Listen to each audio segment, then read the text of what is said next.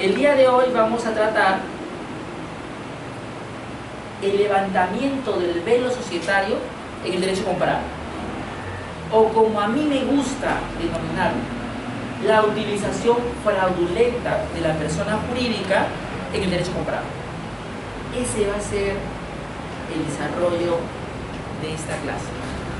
Siguiente.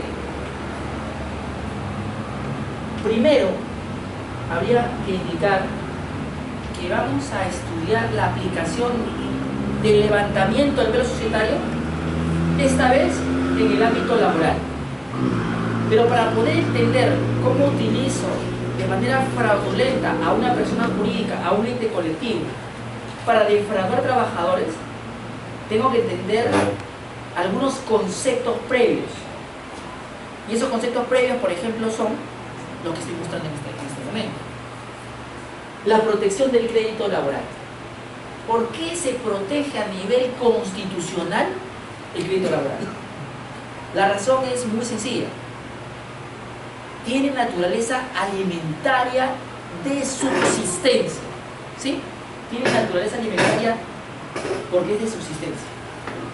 Todos nosotros tenemos un trabajo y lo que usted gana le sirve para vestirse, para educarse, para alimentarse, para realizar actividades de recreo, etcétera, ¿no es cierto? Entonces, la remuneración que recibe producto de su trabajo tiene una naturaleza alimentaria. Y entonces no puede ser tratado como un crédito bancario o como un crédito hipotecario, porque en ese contexto un banco, por ejemplo, un acreedor utiliza un dinero excedente para incrementarlo, ¿verdad?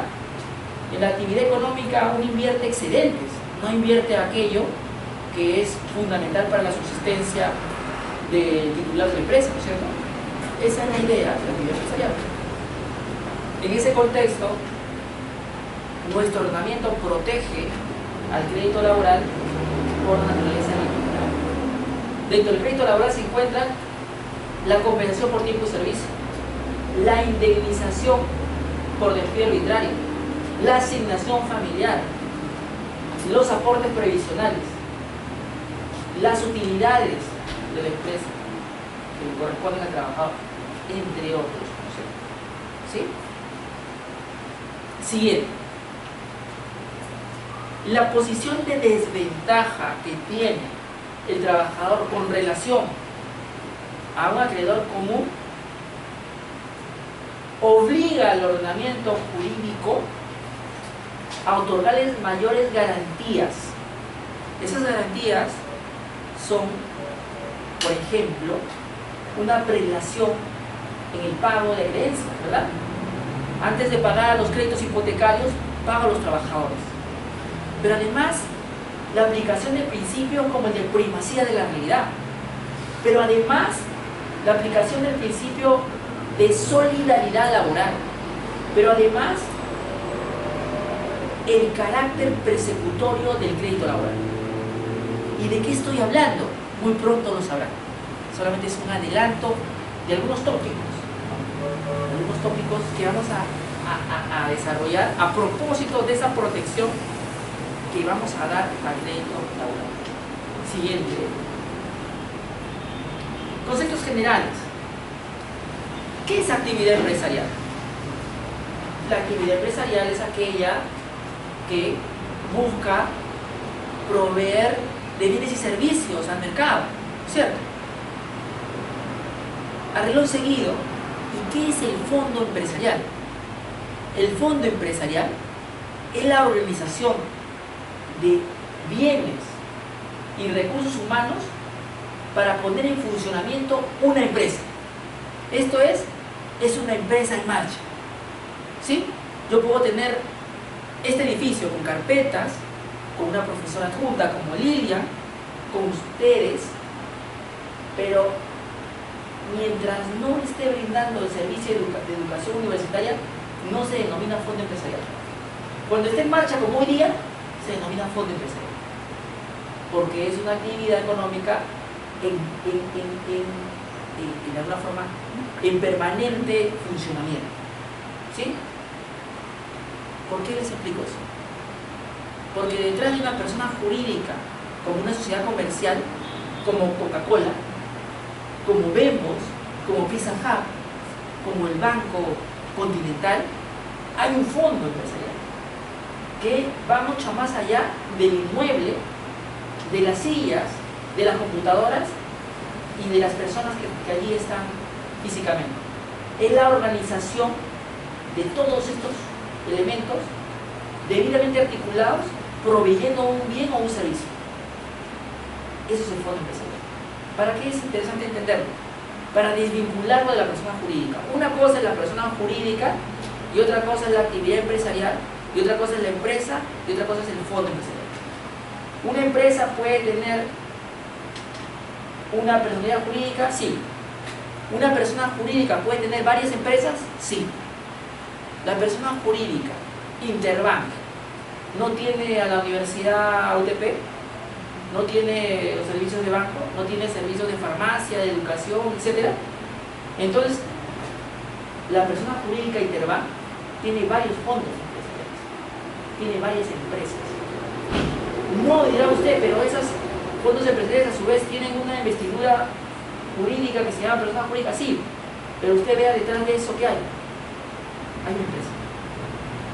La UTP no vale por el nombre, ni porque esté escrita como sociedad anónima, sino por lo que tiene como activo, efectivamente, generando utilidades.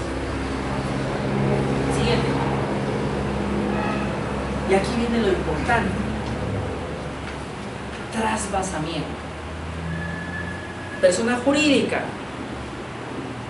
Lilian Sack. Persona jurídica. Miguel Sack. Trabajador. Su profesor. Elaborado para esa empresa durante los últimos 25 años. Yo y mis compañeros somos 200 trabajadores. No me quiere pagar mis beneficios sociales pendientes. Y lo que hace es trasladarlo a principales activos a la empresa Miguel Sack. Que para esto el titular es su hermano. El titular es su amigo. El titular es una persona de confianza. No estamos transfiriendo activo fijo. ¿Qué pasaría si estoy transfiriendo el fondo empresarial? Por ejemplo, imaginemos que sea Security Lilians. Es una empresa de seguridad que pone vigilantes a diferentes empresas de vida. Su principal activo, ¿qué cosa es? La cartera de clientes. Las armas y los uniformes y las botas y los radios no sirven para nada.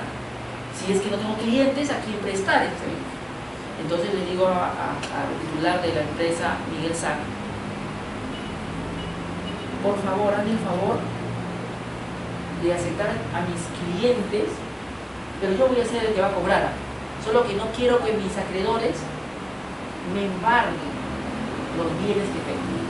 Y traslado armas, uniforme, botas, radios, RPC, RPM a esta empresa. Cuando los ex trabajadores quieren embargar algo, no hay nada. A eso se denomina trasvasamiento. Cuando yo transfiero activos fijos de una persona jurídica que tiene una empresa a otra con un único fin de descapitalizar, de disminuir su patrimonio. Leamos el concepto. Leamos el concepto. El supuesto en el cual una sociedad preconstituida, como el caso de Security Lilians y Miguel Sack, o constituida, se apropia de la actividad económica de otra quien deja de realizarla. Miguel Sack se apropió de la actividad de la empresa Security Lilians. Se apropió. ¿Y ahora qué realiza esa persona jurídica? Nada. No realiza nada. Pero ella tomaba la precaución de comprar las acciones de esta empresa. Por lo bajo, un contrato oculto. ¿Sí? Y ya usted no es más titular, sino ya pagado. por cada acción. Y entonces dice, se apropia la actividad económica de otra quien deja realizar lo que pudiera ser un supuesto de fraude de los empleadores laborales si no se ha cancelado o garantizado previamente sus acreencias o si este acto tiene por objeto descapitalizarla a la empresa para defraudar créditos laborales. ¿Ven el ejemplo? El único fin de trasvasar la actividad económica de una empresa a otra es dejar sin garantía a los acreedores. Laborales. Pueden ser laborales, pueden ser acreedores comunes, también.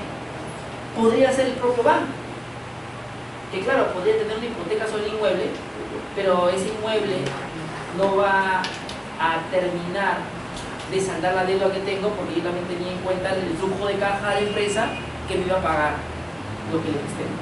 ¿Cierto? Entonces, a ese fenómeno se denomina trasvasamiento. Sigamos avanzando. Y hablemos hoy de trasvasamiento, pero también de traspaso de fondo de comercio. Les recuerdo que el Código de Comercio en el Perú, que es de principios del siglo pasado, sigue vigente en algunos artículos. Ese código te hablaba del fondo de comercio. El fondo de comercio es aquel hacienda empresarial a la que nos estábamos refiriendo hace un rato. Esa hacienda de comercio, ese fondo empresarial, es lo mismo. Es exactamente lo mismo, sino que en ese momento se le da ese nombre. Pero es exactamente lo mismo. En ese momento, recuerden, el Código Civil vigente era el del 52. No teníamos regulación específica sobre sociedades anónimas, sociedades comerciales, sociedades de responsabilidad limitada, no teníamos. La mayoría de comerciantes funcionaba de facto, tenía su fondo empresarial, o sea, un patrimonio que afecta a sus actividades económicas. Por ejemplo, un restaurante no puede saber que las sillas, la cocina, todo lo que está alrededor del restaurante es parte del fondo empresarial. No es una persona jurídica, pero lo visualizo como fondo empresarial porque es una empresa en marcha, con los activos fijos y activos variables que pueden tener. El artículo 1 de la ley 2259 señala que el adquirente de un fondo de comercio es solidariamente responsable con el transferente si es que no se han cancelado las deudas laborales que tenía este con sus trabajadores. Esta es una regla que ya se tenía clara desde el principio del siglo XX. Y eso va a implicar la jurisprudencia que luego a posteriori vendría y que generaría la famosa solidaridad laboral. Que ya vamos a ver qué se trata. Siguiente. Casos de trasvasamiento o traspaso de fondo empresarial. Por ejemplo, tengo trabajadores que trabajan para una sociedad que debido al trasvasamiento ya no tiene actividad económica, con lo cual tiene menores garantías, por lo cual podría haber defraudación de derechos laborales o no. Esos trabajadores podrían estar siendo utilizados fácticamente por una sociedad con actividad que es su empleador real, pero contratados formalmente por una sociedad comercial a la cual ya no le queda capital. ¿Por qué hacen eso algunas empresas? Porque en el momento de que usted quiere reclamar sus beneficios sociales, no puede cobrar. Les cuento un caso, uno que me ha llegado hace un rato. Un trabajador de un estudio es despedido y se da cuenta del siguiente maniobra. Miren, a mí me pagaba mi compañero que trabajaba conmigo. ¿Cómo te pagaba? La empresa X le transfería a su cuenta bancaria de mi compañero de trabajo para que me pague. Pero mi jefa era la gerenta de esa persona jurídica X. ¿Cómo hago yo, doctor, para demostrar que hay una relación laboral cuando quien me pagaba no era directamente la empresa X, sino mi compañero de trabajo a quien se le depositaba en su cuenta corriente y él sacaba esa cuenta y me pagaba. ¿Cómo lo hago? A través del principio de primacía de la realidad. Yo aquí puedo ver claramente que hay una maniobra fraudulenta y que en la práctica ella trabajaba para la persona jurídica X y que esta persona que estaba en el medio era un intermediario que finalmente era un factor de la persona jurídica X, ¿no? Casos de este tipo hay muchos, ¿sí? ¿Qué hago en este caso? Solidaridad laboral. Mi compañero que me pagaba con la empresa, persona jurídica X, solidariamente tendrá que pagar mis beneficios sociales, como por ejemplo CTS, como por ejemplo indemnización por despido arbitrario. ¿Sabe qué le dijeron a la señorita? Discúlpeme, pero usted es la más reciente contratada y entonces lamentablemente vamos a tener que prescindir de nosotros. Pero ¿cómo? ¿Cuál es la causal? Ninguna. Simplemente ya no necesitamos despido arbitrario, ¿no? Yo tenía 4 meses, ¿sí? No tenía contrato y tenía esta fórmula de pago que era un factor, una persona de confianza de la titular de la persona jurídica X que paga. Aquí hay solidaridad laboral, porque en la práctica ella puede mostrar con sus correos electrónicos que quien le daba las órdenes era el titular de la persona jurídica X. De vez en cuando esta persona también ejercía facultades fiscalizadoras, sí. Entonces a los dos se llama solidaridad laboral y ambos están obligados a pagar por las contribuciones. No se preocupen porque lo que continúa es una explicación más profunda de lo que estamos conversando. Siguiente. Hablemos de un tema poco tratado. Probablemente en el SAN y el UPC se desarrolla este tema con mucho mayor propiedad, o en la Católica o en la Universidad de Lima, pero en otras universidades como la nuestra no había un desarrollo suficiente. Y por eso es que hoy día quiero explicarles la sucesión empresarial y sus efectos en el ámbito laboral y cómo eso se puede vincular a la utilización fraudulenta de la persona jurídica. Leamos el concepto. Es el supuesto en el cual un empleador es sustituido en la relación contractual que tiene con el trabajador por otro. En términos jurídicos, es un caso de cesión de posesión contractual, lo que implica que el nuevo empleador se hará cargo de las obligaciones laborales pendientes, ya que en virtud del principio de continuidad y de privacidad se mantendrá la relación laboral. La empresa Etisac, ¿sí?, va a comprar a Advocatus HC, ¿sí? Y este Advocatus HC tiene personal.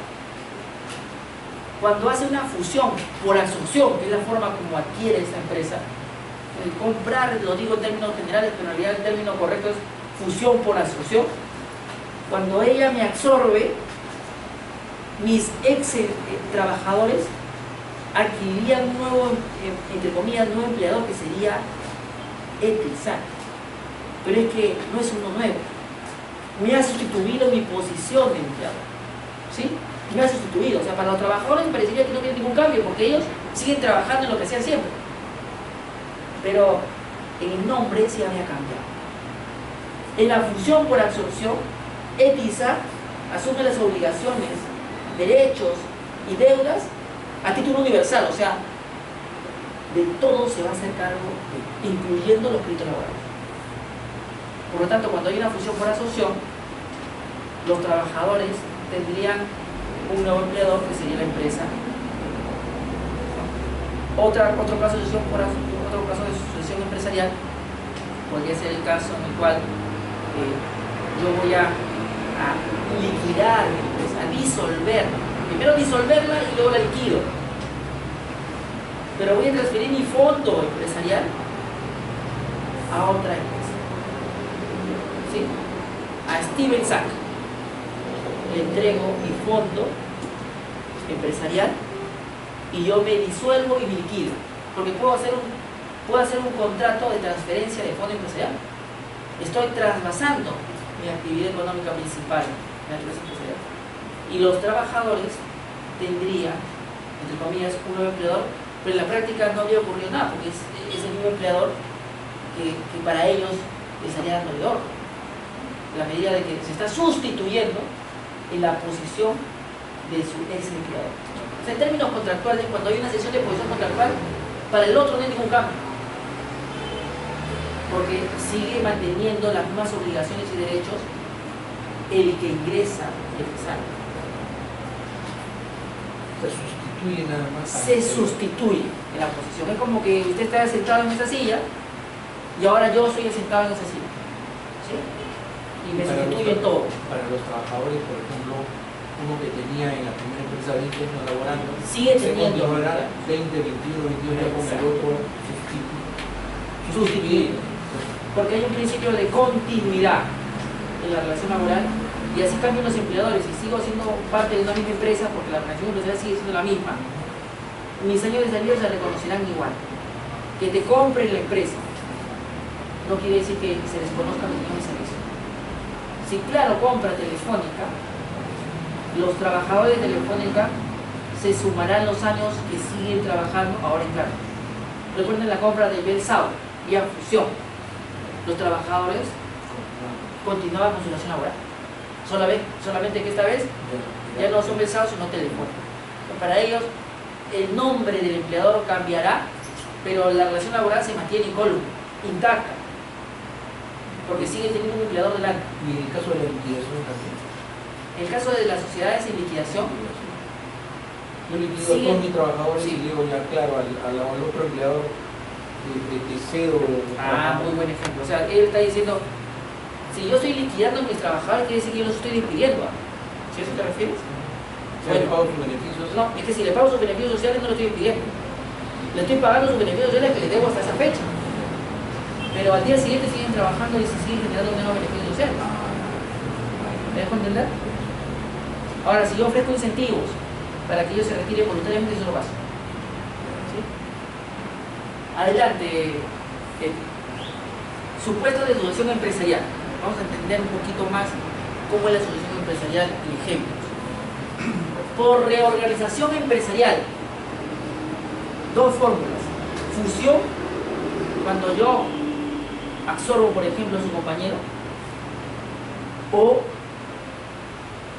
que es un caso de concentración empresarial. Una fusión en el fondo es una concentración empresarial. O el caso de la escisión, cuando yo me divido en una o más partes como empresa, como persona jurídica. ¿Sí? Y en esos casos podría haber sucesión empresarial, claro que sí. Claro que sí. Porque en la escisión una parte de los trabajadores se pueden ir con la nueva persona jurídica que se ha formado por un lado y los otros se pueden quedar en la originaria, ¿verdad, Stevens? Entonces tengo que eso podría implicar una sucesión empresarial. Después tengo el caso de traspaso del fondo de comercio o fondo empresarial. Claro, cuando yo transfiero mi fondo empresarial que tengo en las entrañas de la persona jurídica comercial a otro, por ejemplo a Michael, ¿sabe? Estoy haciendo una sucesión empresarial. Otro supuesto, el de transferencia de personal en grupos de empresa. ¿Sí? Yo tengo un grupo de empresa Eti Sack, Lilian Sack, Steven Sack, Miguel Sack y la matriz Advocatum HC. ¿Sí? Como yo tengo dominio sobre todas estas empresas, yo puedo pedirle a los trabajadores de Lilian Sack que vengan acá a trabajar, porque necesito a trabajadores de informática expertos como los que están ella teniendo en su empresa. Y entonces cuando ocurre eso, podría haber una solución empresarial porque ya tienen otro nuevo jefe en teoría, ¿no? Pero es la misma relación porque yo lo devuelvo después. Entonces vamos a descubrir que hay relaciones laborales que se dan en las entrañas de grupos económicos, de grupos de empresas, cuando comparten personal y se da la famosa clasificación de personal del grupo de empresas y personal de cada sociedad. ¿Ven? Hay diferencia. Cuando ustedes trabajan en un grupo se van a dar cuenta de esa diferenciación. Pero no se preocupen, ya viene esa parte.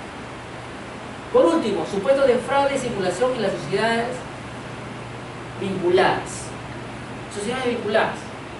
Por ejemplo, Lilian Sack con Advocatum HC, al tener relaciones de confianza fiduciarias, están vinculadas. Al tener una amistad, están vinculadas. Al tener créditos vinculados, yo la garantizo a ella en el banco y a su vez ella me garantiza a mí. ¿Estamos vinculados o no? Entonces yo podría influir en ella, ¿no es cierto? Por ejemplo, contrata a Michelle como tu gerente legal. ¿Pero por qué voy a hacer eso? Yo soy tu principal garante. Si no, no tuvieras el inmueble que tienes ni los vehículos que tienes. Por favor, ¿puedes contratar a Michelle como gerente general? Ningún problema. Tengo o no esa vinculación económica que me permite de alguna forma influenciar en la gestión de esa empresa. Como he garantizado el crédito para que ella incremente su flota de vehículos 4x4, podría yo pedirle prestado, Lilian Sack, 4 camionetas 4x4 para irme a Huancayo a hacer gestiones de mi empresa. Usted va a decir, no, el objeto social, no, que la sociedad, la realidad como es. ¿Me lo va a dar o no me la va a dar? Sí, yo soy su garante. Si no fuera por mí, no tendrías esas camionetas. Yo las siento como mía, ¿no? Porque yo te he hecho el favor. Y a su vez ella también podría hacer lo mismo conmigo, porque de repente me ha garantizado en un crédito. Ese tipo de vinculaciones económicas, que a veces son también de confianza, pesa. Imagínense que yo fuera el padre del titular de la empresa de Lilian Sack. ¿Creen que me podría negar algo? ¿Me podrías prestar tu inmueble para ahí poner una sucursal de mi empresa? ¿Creen que se podría negar? Debería, ¿no es cierto? Pero como es una relación familiar la que está en juego, ella dirá, bueno, será por corto tiempo. Entonces lo que estamos hablando a partir de ahora son de esas relaciones fácticas de poder, esas que te gustan, Michelle, de tipo ciencia política, donde se ejerce poder sobre otros, aunque es un poder fáctico más que formal. Y de lo presente creo que si no lo han vivido, lo vivirán en su oportunidad. Ejemplo, en el ámbito político, Nadine no influye en el Consejo de Ministros. Steven dice, no, es la primera dama, es un cargo honorífico. Ya pues Steven, ¿no ves leer las noticias? ¿No ves que el ministro dice, ya me dio luz verde Nadine? ¿No ves que dice, mis ministros? ¿No ves que le da la espalda al presidente? ¿No ves que ella empuja al edecán y se pone la alfombra roja? Si eso no es influencia, ¿qué cosa es? ¿No ven que ella preparó también Locumba y todo? O sea, ya es el antítesis. O sea, por lo menos reconozcámosle una influencia dominante. Si eso lo ves en la política, eso mismo ocurre en el ámbito empresarial. Lo que hace Nadine es lo que hacen muchos en terreno empresarial. Y no queramos rasgar la vestidura que ella nomás lo hace. Tiene que ver, no nada más mirar alrededor de ti y van a descubrir otros casos. Siguiente, por favor. Ya habíamos dicho, la escisión implica división de sociedades. En esa división de sociedades se pueden ir trabajadores. Esta escisión podría implicar a su vez una fusión, ¿no? Escindo una parte de mi empresa y la fusiono con Miguel Sack. A su vez, escindo otra parte de mi empresa y la fusiono con Steven Sack.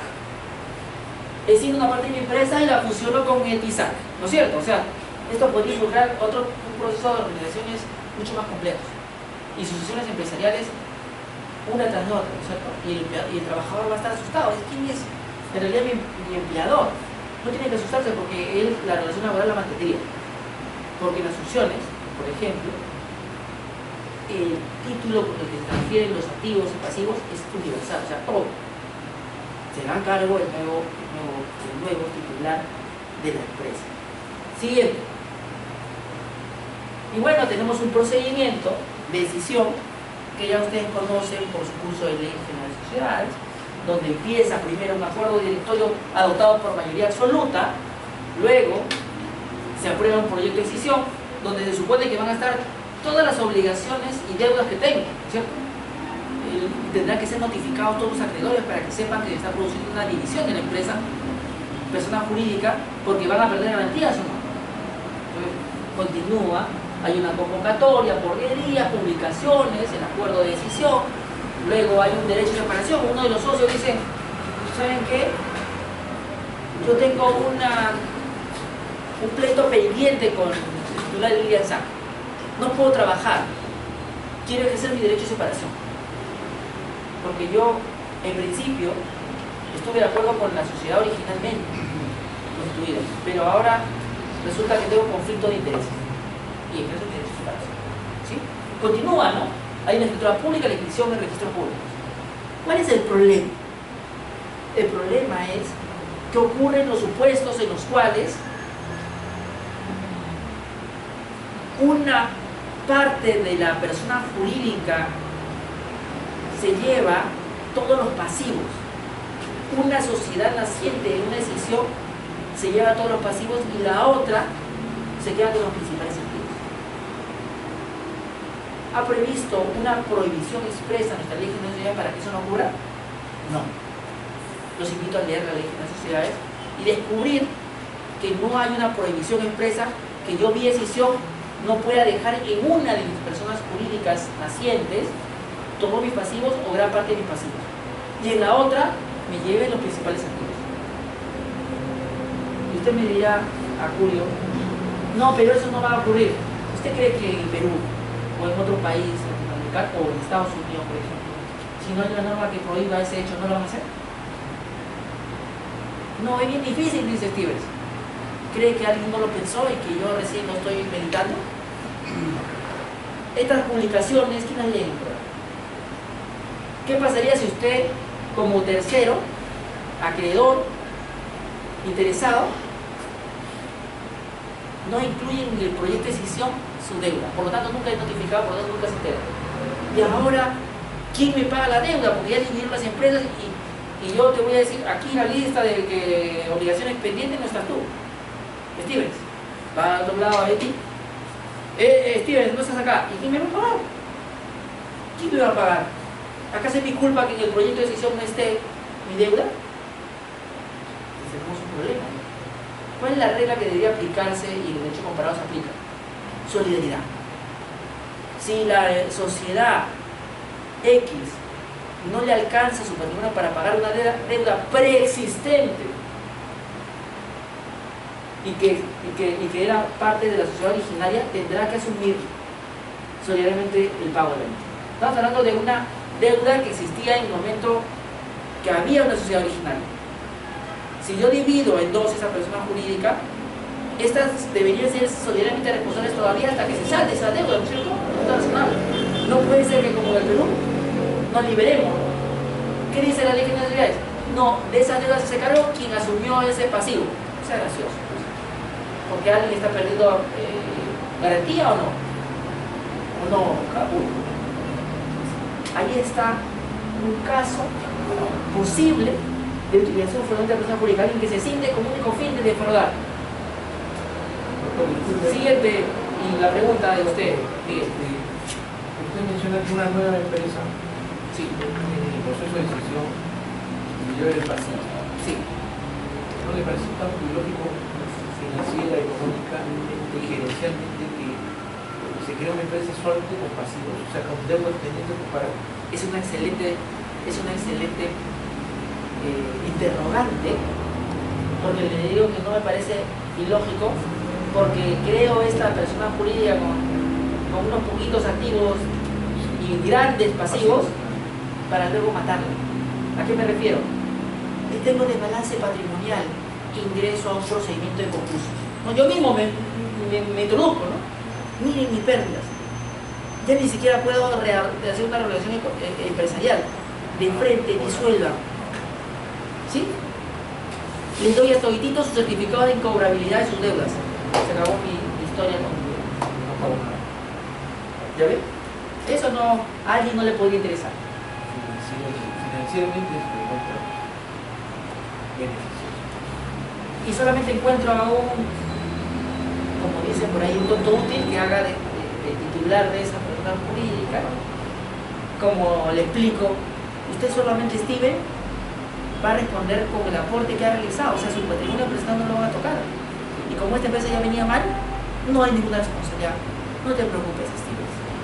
Pero tú tienes que fungir con otros de socios. Yo me quedo con la información, ya te compensaré. Introdúcete al procedimiento concursal. Hay muchas empresas que hacen caer en este estado. Si no, les recuerdo un caso, el caso de Universitario de Deportes y el Benza Lima, que tenían grandes deudas con sus jugadores y con sus entrenadores y con terceros, y no se les ocurrió mejor fórmula de solucionar su problema que cada nuevo consejo directivo formara una sociedad anónima, y la sociedad anónima administraba los derechos de televisión y los derechos de pase. ¿Sí? Entonces, ese que usted me decía que los pasivos, bueno, Subnautic no podía hacer nada porque no había nada. No había nada. ¿Sí? Ese es el caso. Pero parece irónico que uno obre de esa forma y yo estoy como usted, Miguel, persona honesta, correcta, proba, intachable. Ojalá todos de la sociedad fueran como usted, que se preguntarían, ¿por qué voy a hacer una sociedad comercial con todos los pasivos? O sea, ¿qué razón tiene eso, Lilia? No se imaginan lo inteligente que son algunos que ya vienen de fábrica para generar este tipo de mecanismos. Pero preguntas. Otra sí. Si esto no es de ahora, me imagino que es de siempre, ¿por qué entonces el Estado crea el proceso concursal? Lo que pasa ¿Por qué es le interesa tanto mantener ese tipo de empresas? Y no se va contra el patrimonio de los justamente titulares de estas empresas que solamente tienen pasivos, porque a todas luces el objetivo es no parar. Le voy a hacer la siguiente interrogante. La pregunta de fondo sería, ¿por qué en nuestro ordenamiento jurídico no estamos castigando la utilización fraudulenta de una persona jurídica para defraudar acreedores? Sean laborales, sean comunes, el que fuera. Esa es la pregunta de fondo. O sea, ¿por qué no hemos regulado? Porque probablemente haya grandes grupos económicos que estén interesados en usar. ¿Quiénes son los dueños de las empresas más importantes del país y que suelen hacer a veces estas barbaridades? ¿Quiénes financian muchas campañas políticas? ¿O no se han dado cuenta que ahora las próximas elecciones, tanto municipales, parlamentarias como regionales, hay mucho aporte de diferencia de otras latitudes? No hay transparencia en quién brinda ese fondo. ¿Cuánto brindó el Grupo Gloria la última campaña presidencial de los que participaron? ¿Alguien sabe? Y yo sé que han brindado, o ustedes creen que no. Porque había una ley, ¿no recuerdan? Una ley que justamente discutía el dominio de terrenos justamente para una de las actividades principales del grupo. Yo no estoy imputando ninguna responsabilidad, simplemente estoy diciendo que las empresas y grupos económicos apuestan por un candidato, y que si apuestan por un candidato tienen que transparentar. ¿Sí? Entonces, lo que vamos a descubrir a continuación es cómo el derecho comparado se regula. Todo lo que estamos conversando hace 40, 50 años se reguló en otros países de Latinoamérica, ni siquiera aquí en mundial. En Alemania, desde el principio del siglo XX, ya estaba regulado. ¿Por qué no lo reguló? ¿A quién no le conviene? ¿Quién se beneficia? Preguntas que yo mismo me hago, me quiero complicar la vida. ¿Sí? ¿Por qué el acreedor únicamente puede dirigirse contra la sociedad derivada que haya recepcionado el bloque patrimonial que contiene la obligación? Porque en nuestro ordenamiento jurídico funciona esto de que la persona jurídica es un sujeto de derecho que responde por las obligaciones y derechos que tiene. Y como ya le di y le endosé una parte de deuda, debe ser el único. No puedo reclamarle a otro que no recibió. Sí, pero esto fue una única empresa hace mucho tiempo. y esta empresa debía garantizar a sus acreedores el pago. Si esta persona jurídica nueva no paga, debería ser subsidiariamente y solidariamente responsable la otra que nació con ella, ¿no es cierto? ¿O no es razonable y lógico, Steve? Para mí sí. En España aplican esto. Esta lógica es de la Ley General de Sociedades Española, que es mucho más antigua que la peruana. ¿Qué responsabilidad le corresponde a las restantes sociedades derivadas y a las individuas que subsisten como consecuencia del incumplimiento de la sociedad beneficiaria receptora del bloque patrimonial que contiene dicha obligación? O sea, si nos dividimos en tres, Lilian Sack, Eti Sack y Steven Sack, ¿qué pasaría si Steven Sack no cumple con el pago de una deuda que se originó en la sociedad originaria que dio origen a estas tres? Bueno, lo único que podría ocurrir en nuestro régimen actualmente es que él se ha llevado un procedimiento concursal porque no quiso pagar y cayó en insolvencia, pero no podría imputar responsabilidad a ellos, lo cual resulta absolutamente abominable. ¿Quién inventó eso? ¿Quién hizo eso? Con el respeto que merecen el maestro Elías La Rosa y el doctor Ricardo Gumón, yo discrepo de esa forma de redactar una disposición de decisión. Siguiente, ¿qué responsabilidad le corresponde a las sociedades participantes en un proceso de decisión por las deudas omitidas en el proyecto de decisión, cuando no existe designación expresa de la sociedad derivada a la cual se haya traspasado tal pasivo como parte integrante del bloque patrimonial transferido? ¡Uy! Nos olvidamos de poner tu deuda, Stevens. Hemos nacido Miguel Sack, Avocatu, HS Sack y Eti Sack, y a ninguno nos han transferido tu creencia, doctor. ¿Quién te va a pagar? ¿El gran monitor? Mío, aquí debería haber una nueva empresa que me resuelva eso. Pobre Steven tiene que irse a un proceso de nulidad de ese proceso de decisión. Discúlpeme, pero hay terceros de buena fe que han tomado contacto con estas nuevas sociedades. ¿Usted cree que va a volver a la sociedad originaria? Es un escenario complicado. Entonces, en estos casos, ustedes solidariamente deberían responder. Él lo único que tiene que probar es que tenía una deuda con la sociedad originaria. Si no está en ninguno de ustedes, a los tres les imputo responsabilidad solidariamente. Pero recuerden el Código Civil. La solidaridad se presume o tiene que ser expresa, establecida por convención o ley. La solidaridad no se presume, tiene que estar pactada o establecida por ley. Por lo tanto, por Stevens tendrá que ser su proceso de comunidad, de proceso de decisión y hasta colocarse. De repente ni ganas tiene Steven de hacerlo. La ley debió responder, la ley general de sociedades debió responder estas cosas. Debió explicarle a tu profesor de sociedades, ¿no es cierto? Debió cuestionar. ¿Por qué no cuestionamos y dejamos de explicar articulito por articulito y decir es lo máximo el artículo? ¿Por qué no empezamos a criticar, a decir nuestro parecer? Eso es lo que quiero que hagan en su trabajo de investigación. Siguiente, Eti. La decisión, conclusión. La Ley General de Sociedades no permite que el acreedor pueda accionar legalmente contra la sociedad escindida o contra las restantes sociedades derivadas cuando se trata de una decisión por división, debido a que solo se consagra la responsabilidad independiente de cada persona jurídica derivada que haya asumido la obligación. Esa es la conclusión, ¿sí? Cada sociedad se hará cargo de las deudas que le endosaron. No habrá solidaridad. ¿Sí? No habrá solidaridad. Esa es una reflexión que pudimos tener aquellos que hicieron la maestría conmigo en el ámbito de civil y comercial. Estas son las reflexiones que tenemos en la cátedra de unidades de posgrado y que debemos tener acá también. ¿Sí? Siguiente.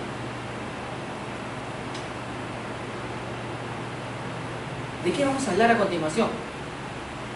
Del control de la persona jurídica. ¿Y qué es eso del control de la persona jurídica? Vamos a poner un ejemplo sencillo.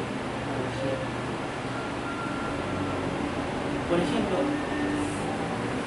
es el caso de un titular de una empresa que domina en el ámbito laboral y en el ámbito patrimonial a su empresa, a pesar que solamente él es presidente del directorio. El presidente del directorio ¿Tiene facultades ejecutivas? ¿Se puede comportar como gerente general? No. Y sin embargo, en la práctica pudiera ser que un presidente del directorio o un director tenga influencia. Recuerden los casos de los petroaudios. Quienes se empezaban a reír y aplaudían porque había ganado la concesión petrolera, ¿no es cierto? Un director y un presidente de una empresa, pero ellos no tenían injerencia directa en el comité de selección correspondiente ni en la gerencia de la empresa. Los directores solamente sesionan en determinadas oportunidades y no tienen poder, pero ellos habían influenciado para que los trabajadores orienten, ¿verdad? ¿No es cierto? Según lo que se lee en el expediente de Petroaudios y las múltiples publicaciones que dieron al respecto. Definamos el control de la persona jurídica. El control tiene significado preferentemente económico, de señoría de dominio de una empresa de la que otro dispone como de cosa propia. Brunetti. ¿Sí? Yo puedo, como titular de una empresa, a pesar que yo sé que es una sociedad comercial con personalidad jurídica y es un sujeto de derecho diferente a mí, un sujeto de derecho